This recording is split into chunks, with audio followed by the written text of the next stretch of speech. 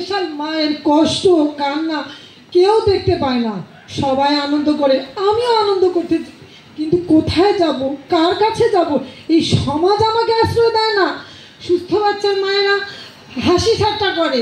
দেখো, আমার হাজব্যান্ড একজন উচ্চ পদে চাকরি করে, ইঞ্জিনিয়ার, তাকেও ধিৎকার শুনতে হয় যখন অফিসে আদালতে কোনো কথায় কোনো কিছু নিয়ে একমত হতে পারে না, তখনই তাকে কথা। এখানে যদি উপস্থিত কেউ আমার দুঃখ বুঝতে পারে, সেজন্য একজন লিপি আপা, কারণ ওনার আর আমার মধ্যে কোনো পার্থক্য নেই।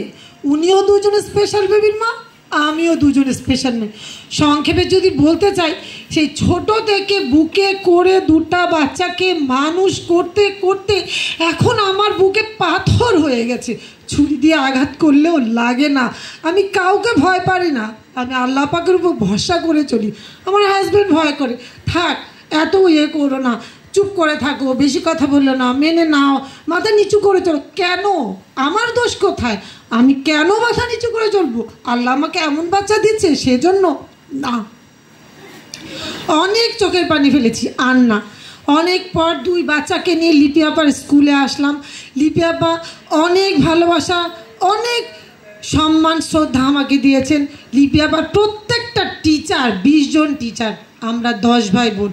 আমার ভাই বোনদের কথা আমি বলতে পারবো না, ওরা সব দূরে থাকে, হ্যাঁ মাঝে মধ্যে খোঁজখবর নেয়, কিন্তু আমি এখন কি বলি জানেন, আমার 20টা ভাই বোন।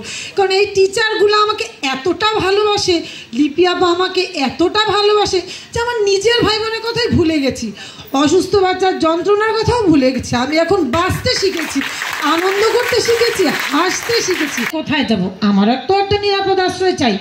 তাই রেনি ভাবিকে একটা রিকোয়েস্ট করব যে উনি যদি এই ধরনের কোনো ব্যবস্থা করতে পারে, যে হ্যাঁ এই অসুস্থ বাচ্চা স্পেশাল বেবিদের নিয়ে থাকার একটা সুন্দর ব্যবস্থা যদি করতে পারে, ওনাকে আমার অনুরোধ, রিকোয়েস্ট, নিবেদন, যাই বলি না কেন, উনি যদি সেরকম কিছু করে দেয়, হ্যাঁ আমরা যদি, আমার বাচ্চা চিৎকার করবে, সেখানে শর্ত থাকবে এটাই যে বাচ্চারা চিৎকার করবে, খেলবে, দৌড়াবে, কেউ কিছু বলতে পারবে না, কিন্তু সুস্থ বাচ্চার বাপ মারা কিন্তু দৌড়ে চলে আসে।